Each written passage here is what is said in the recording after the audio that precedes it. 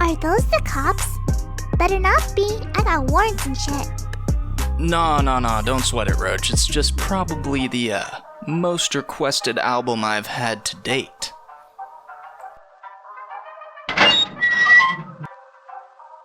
Hey, yo, Beppo, where my money at? You a bitch-ass motherfucker.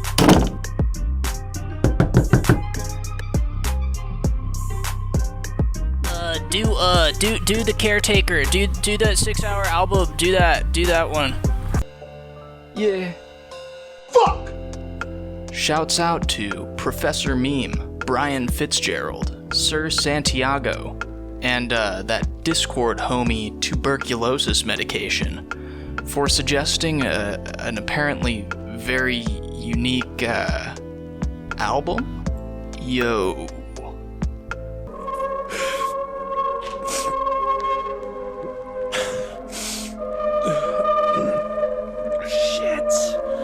Wow, this music makes me feel uncomfortable. James Leyland Kirby's Everywhere at the End of Time is not an album. It's not even really music. It's a groundbreaking exercise in auditory art, a masterpiece, and a journey. Never before have I seen the auditory medium stretched to such mind-bending lengths, and manipulated to the point that it stands apart from most everything else I've seen. This work takes a medium I thought had little room for expansion or evolution available, and utilizes psychological techniques to create a beautiful, in-depth storyline without a single word. But before we get into it, let's establish this right here and right now. Boys, I'm sorry to say, TikTok's gotten to it. This album is unsettling. This album can induce existential dread and a myriad of other emotions that may be overwhelming to some. But goddamn it, dude, can you TikTok kids from the ages of 10 to 16 stop pretending that this is some whoa, haunted album challenge? You go insane if you listen to it all at once. Oh my god. It's actually mind-numbing to see the amount of people undermining Kirby's work for some kind of cheap, disposable challenge trend. I do not fault anyone for finding and appreciating this work from the platform of TikTok, no.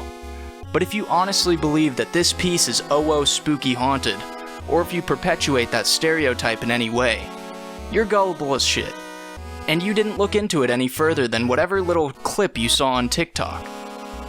And if you're one of those TikTok kids saying, "Oh, this album didn't do nothing to me, man. It's just boring. I'm so tough." Shut up, dude. Go back to doing vape tricks after school to impress prepubescent e-girls. Why would you go to an art gallery and complain about how boring all the paintings are? I bet you don't like to read either. Get the frick out.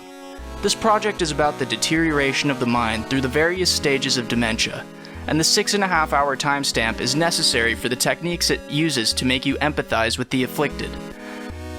Yeah, so I'm 1000% gonna do a comment review on this one.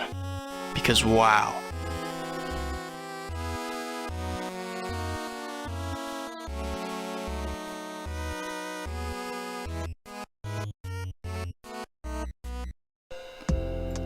Rant over. So, yeah, it's a project about the stages of dementia. Even though the internet tells me there are 7 stages, I believe that the project's stage 1 is the same as this description's stage 2, because Kirby's description seems to correlate with that mild cognitive decline for stage 1. So why is the album so long? And why is it organized so particularly? Well, as I mentioned earlier, this album uses very specific techniques to build certain mental schemas within the minds of its viewers. Within the first 3 stages, which only take up a quarter of the total project time, Kirby emphasizes a bond between the initial melodies and the audience themselves. He does this in order to implant this idea of the good times within listeners' heads, and slowly tear away those good times through the slow deterioration of those melodies. By the time the listener reaches stage 5 or 6, the songs are unrecognizable and are mostly unable to be remembered due to both the large amount of time that has passed and the progressive nature of the distortions, which slowly contort and disfigure the melodies in your head. While not exactly as tormentous as the true affliction that is dementia, it's evident that the intent behind this technique is to simulate those memory loss effects. It provides a very wistful feeling as the album goes on, and makes the project more and more hard-hitting, up until the climax, which is the last 5 minutes.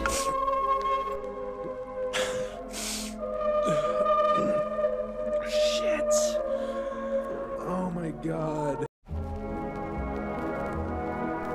As I mentioned just a second ago, the project is organized into 6 stages. These stages are coupled with fitting oil paintings by one Ivan Seal, paintings representing the loss of concept-object associations with the progression of the ailment. The first stage is represented by a somewhat recognizable rolled-up piece of paper, and contains little to no surrealist elements, at least to the extremes of the later stages. The tracks themselves are also reflective of this, and are mainly big band 1930s melodies, with slight crackles and distortions, but nothing too major. This stage is described as, quote, "Here we experience the first signs of memory loss. This stage is most like a beautiful daydream, the glory of old age and recollection, the last of the great days." I described this stage as chill, with, quote, "nice oldie vibes." While listening to this stage for the first time, I doodled a bit in Photoshop. Here it is. Basically, I kinda just thought it was nice and chill, but I definitely found it foreboding. I knew there was more to come, not just because of the album's reputation. It was likely due to some of the track titles, like, "It's Just a Burning Memory," "We Don't Have Many Days," and "My Heart Will Stop in Joy." But I knew this was just the tip of the iceberg.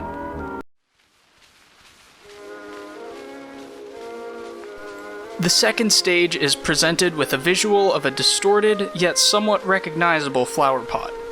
At the very least, the flowers are recognizable, but the material making up the flower pot and the shape of the pot itself is contorted to an unnatural and somewhat repulsive shape.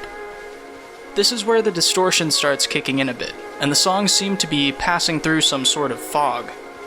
Kirby describes this stage as, quote, "The second stage is the self-realization and awareness that something is wrong, with a refusal to accept that. More effort is made to remember so memories can be more long-form, with a little more deterioration in quality. The overall personal mood is generally lower than first stage, and at a point before confusion starts settling in." During my listen through, I described this stage as being a little trippy and ethereal. I said that the method of distortion felt like listening to the prior memories while in a box or another room. The good vibes of the prior stage are still somewhat evident, but they are definitely stifled. Have you ever been off your ass at a party, and you go out to the bathroom to throw up, completely removed from the atmosphere outside of the room, only barely able to connect to it by way of the music dully thudding outside? Your world becomes that box. There is nothing outside of that bathroom, and your main method of interaction with the party is by yelling to your friends outside the door. That's what this stage was to me, in my eyes.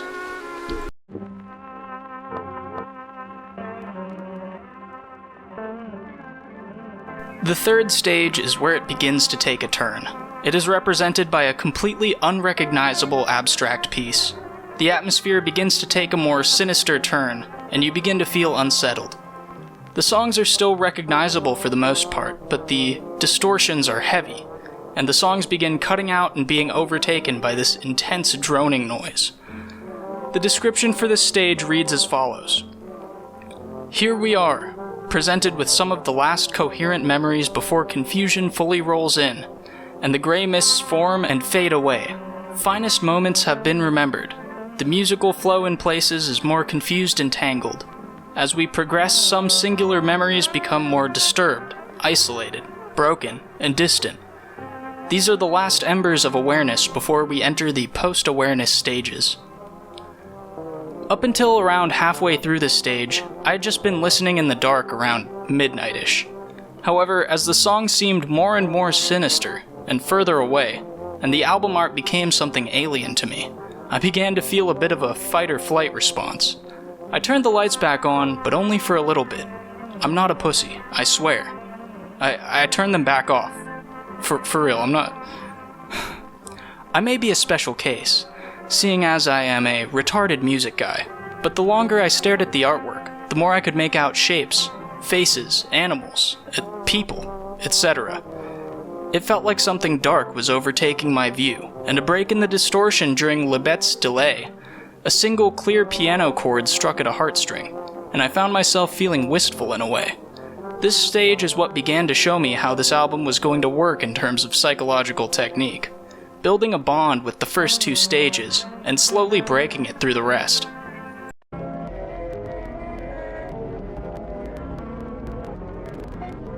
Stage 4 is where the true colors of this album, and furthermore the painful realities of dementia, begin to show themselves. This is no longer music. This is now more akin to a noise album, but with an emphasis on a very particular message.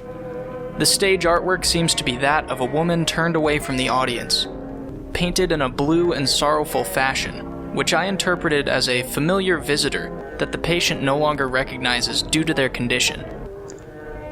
This painting is also very reminiscent of the work of William UTERMOHLEN, an artist diagnosed with Alzheimer's who created self-portraits representative of how his mind was slowly deteriorating through the progression of the disease, becoming more and more unable to even recognize himself in the mirror. All the songs on this stage are called post-awareness confusions, with the exception of one called temporary bliss state.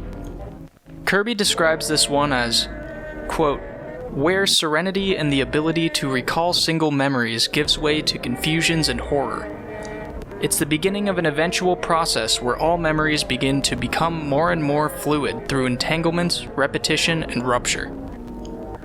Also, it's worth mentioning that at stages 4 through 6, they're each individually as long as stages 1 through 3 combined, sitting at around an hour and 30 minutes each.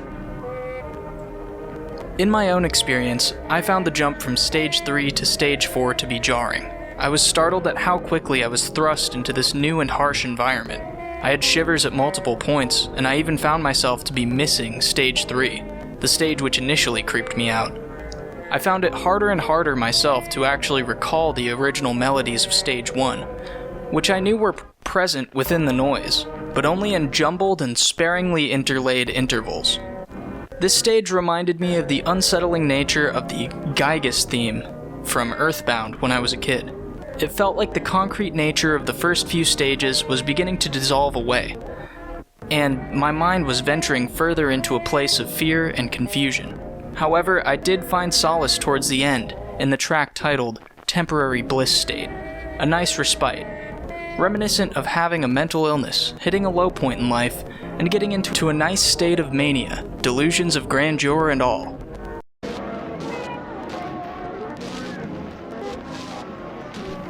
Stage 5 is where this project gives way to what felt to me like a desolate wasteland. There's this constant grinding noise, and far samples of what seem to be distorted voices. The album art for this stage is simply something unrecognizable. Unlike the unrecognizability of stage 3, which didn't have much weight or physicality behind it, this one appears to be some sort of physical object, with weight and depth in its construction. To me, it looks like some kind of decayed marble statue, something submerged at the bottom of a chasm for thousands of years. Kirby describes this stage as, quote, confusions and horror, more extreme entanglements, repetition and rupture can give way to calmer moments. The unfamiliar may sound and feel familiar. Time is often spent only in the moment leading to isolation. This stage felt calmer to me than stage 4. I was growing used to the droning noise, used to the other noises, and was given this strange feeling of emptiness. While the switch between stages initially frightened me, after a few minutes in, I began to grow used to this new water.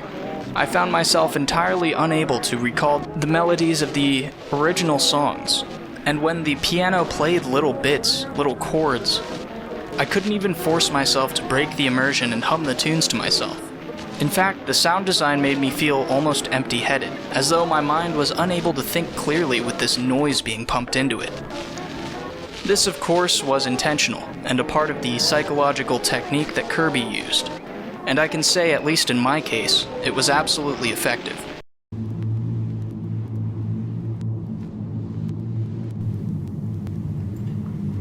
Stage 6 is, quote, without description. And its art is what seems to be a corkboard or a square of wood with 4 pieces of seemingly old blue masking tape on it.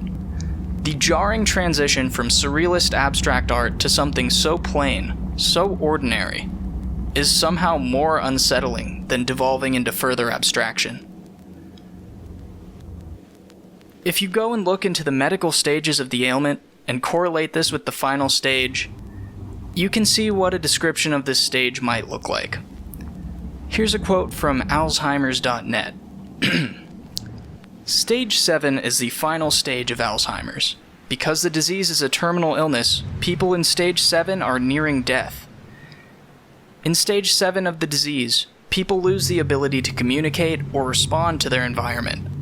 While they may be still able to utter words and phrases, they have no insight into their condition and need assistance with all activities of daily living. In the final stages of Alzheimer's, people may lose their ability to swallow. So, yeah. The motifs of this stage are, well, predictably bleak, desolate, and they absolutely starve you for any semblance of recognizable audio. This stage sounds to me like a nearly vegetative state, a mental landscape akin to an empty wasteland, the driest desert. Of course, this works well in conjunction with the aforementioned stage. This part, for 1 hour and 30 minutes, makes you absolutely thirst for any stimuli at all, amongst the low grinding sounds and what seems to be wind. When even single chords of piano or anything of the sort came in, I felt it tug at my heartstrings. I nearly cried from single notes. I've never experienced such things from any other auditory project, or any work of art at all. When everything cut out, my heart dropped. The record switch, symbolizing a transition, death, was jarring. And when that part came in, the angels, an absolute blessing, a deliverance from the suffering that was the final stage, I literally felt a single tear fall down my cheek. But only one, 'cause I'm not a little bitch. But yes, when people say that the last 5 minutes make the entire 6 hour and 30-minute experience worth it, they really do mean it. If you skip through or just listen to this ending part, you will have no idea what I mean. It takes the 6 hours of confusion, fear, and starvation to understand what I mean. This project takes everything from you over the course of around 4.5 hours. And then when you're delivered something with the connotations that this stage has, it's both beautiful and devastating at the same time, considering the implications.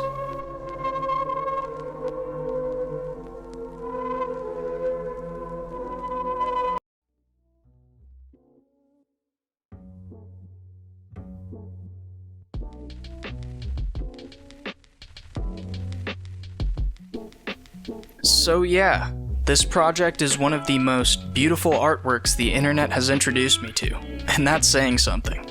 The build-up, the emotions that you are forced through, the payoff, and the messages that this work conveys make the time entirely worth it in my eyes. To be completely honest, since listening to this album, I've been forced to think of things that I've not really thought about before. We've all considered the concept of death, both for ourselves and our loved ones, unfortunately, of course. But to have lived a full life, one full of achievement and glory, and to have that taken away from you, to have your memories and experiences stripped away like strips of flesh by buzzards, until you're nothing more than a husk, unable to even remember how to swallow. Is that not a fate almost worse than death itself? I've heard of the ailment that is dementia many times before. I knew what it entailed, but I didn't truly grasp what it meant. What it meant to lose everything that you've ever done, that you've ever worked for, forced to simply exist in this world, devoid of any meaning. It breaks my heart to think that one day my parents, friends, wives, followers, worshippers, YouTube subscribers, furry YouTube subscribers may be forced to endure this one day. Looking back on the first stage is like looking back on the remnants of a tragedy. Like looking at pictures of the Titanic right before it left port. Not only has this artistic endeavor shown me the harsh realities of our world, but it's also given me a newfound appreciation for the present, the times that I can affect, understand, and cherish. James Leyland Kirby is a genius beyond the scope of anything I've ever said on this YouTube channel before. I simply cannot rate this project on my usual scales, because it's so outside of the realm of a normal album. It's not even really music. So I'm going to quote Kirby himself, and give this album a without description out of 10. If you consider yourself a connoisseur of the fine arts, I'd suggest allocating some time for this project, and giving it a shot. You may not have the same reaction as me, and that's completely fine, but I can say undoubtedly that this project is unique in its concept and execution, and I had a great and moving experience with it, and you might too.